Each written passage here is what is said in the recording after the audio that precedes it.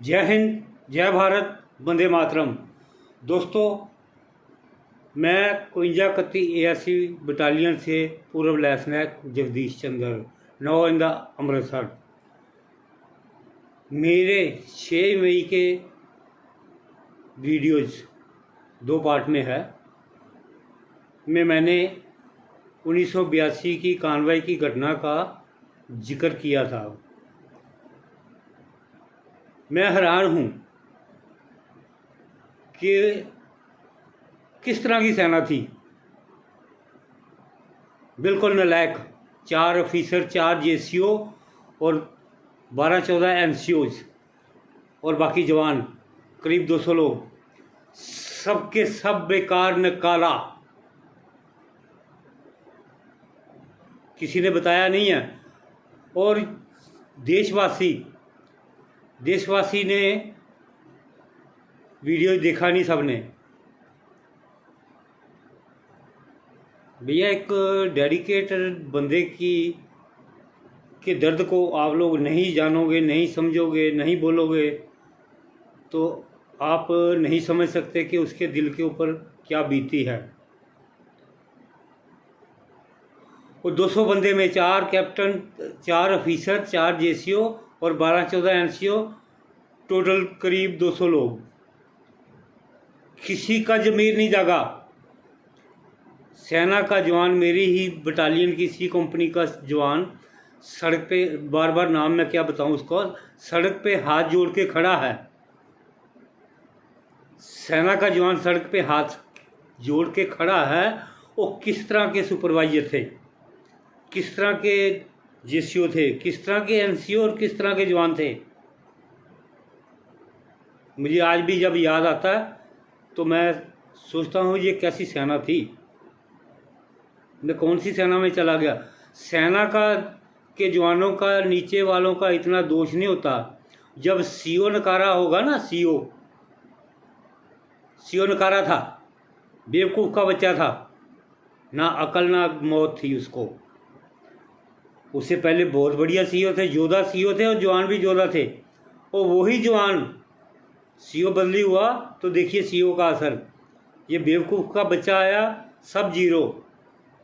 ये देख लो, मेरी ये 6 मई की वीडियो में मैं जो कुछ बोला, 2 वीडियोज है 2 पार्ट में, कोई एक भी बात मेरी गलत साबित कर दे तो मुझे जहाँ कहो जो सज़ा दो, मैं भुगतने को तैयार हूँ। नहीं तो फिर भैया मेरी बात क्यों नहीं सुन रहे हो आप लोग। ये सिस्टम में बैठे जो मेंबर पार्लियामेंट टेबल थपथपा के बातें करते हैं, और इस डेडिकेटेड बंदे को कोई सुन नहीं रहा है। वो कोई डेडिकेटेड नहीं है, वहाँ सिर्फ घपले घुटाले के लिए टेबल थपथपाई जाती है। कोई देशभक्त मुझे नज़र नहीं आ रहा। अगर कोई देशभक्त होता ना तो इस देशभक्त बंदे की बात को सुनता और इसको इंसाफ देने की कोशिश करता। नेता लोगों को 89 में जब डॉक्टर रूबिया सैयद का अपहरण का ड्रामा रचा गया और उसके बदले में मिनटों 2-4 दिन में ही 6 आतंकवादी छोड़ दिए और एक डेडिकेटेड बंदे के लिए मां मर रही है सबकी।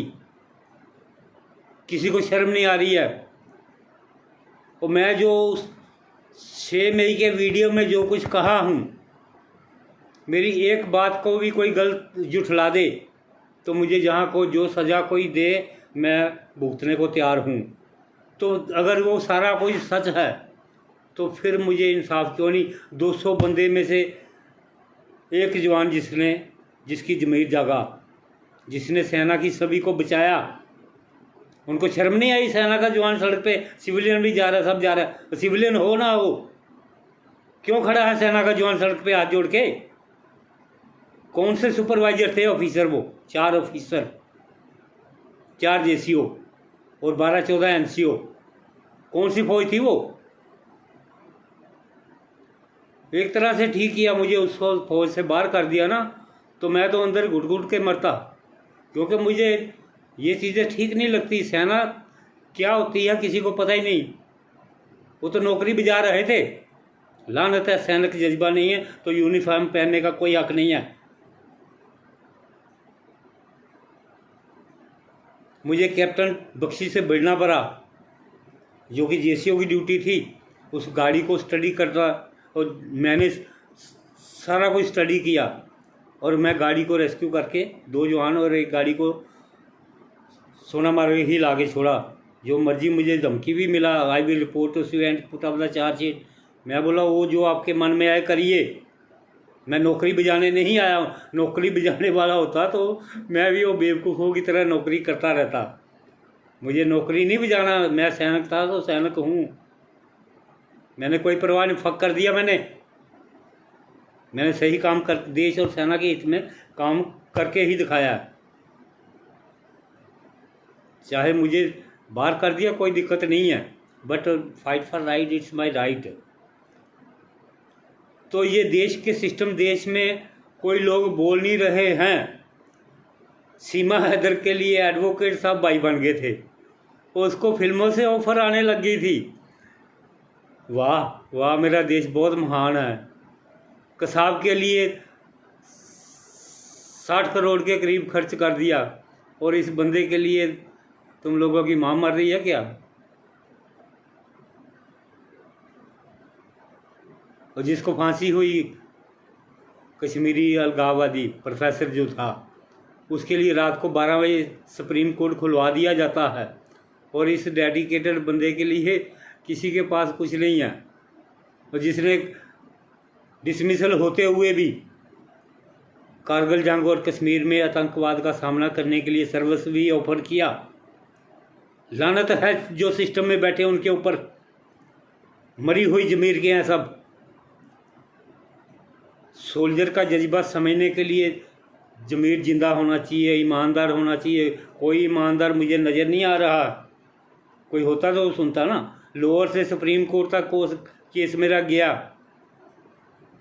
किसी को नज़र नहीं आया। बीच में सारे डॉक्यूमेंट लगे। 31 सबरिया कमांडर क्लियर लिख के दिए हैं मुझे, ब्रिगेडियर दलबीर सिंह जी, आपको 1984 को सेवानिवृत्त किया गया था। बाकी घपले घोटालों के लिए सारे कुछ हो जाता है। इसके लिए माँ मर रही है तुम लोगों की। मरती रहे, फिर मैं तो देखता रहूँगा तमाशा।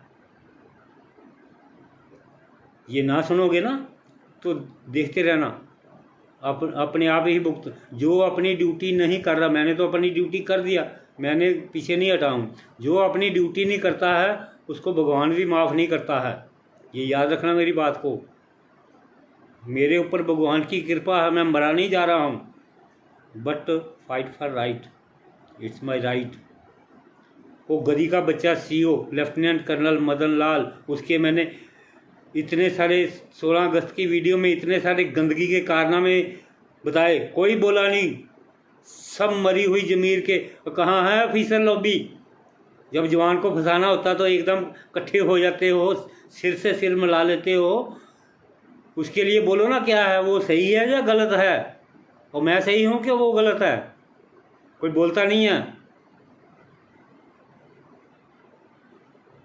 जो बंदा सही के लिए सही, गलत के लिए गलत नहीं कहता ना, वो इंसान नहीं हो सकता है।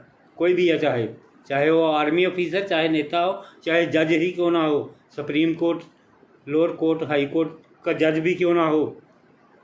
एक डेडिकेटेड बंदे के लिए कोई कुछ नहीं कर रहे हो तो अपने आप ऊपर वाला देख रहेगा। मुझे भी देख रहा है ऊपर वाला, कोई बात नहीं है।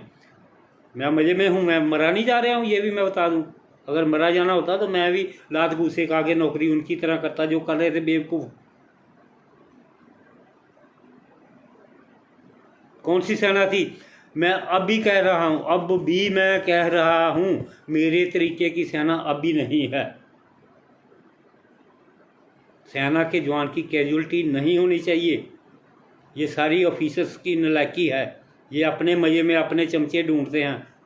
देश और सेना जाए भाड़ में, नज़ारे लूटने में मस्त हैं। बजट का मोटा हिस्सा ये खा रहे हैं, देश के साथ अच्छा नहीं कर रहे हैं ये। अगर कोई भी ऑफिसर डेडिकेटेड देशभक्त हो ना तो 1 मिनट में सेवादार छोड़ दे।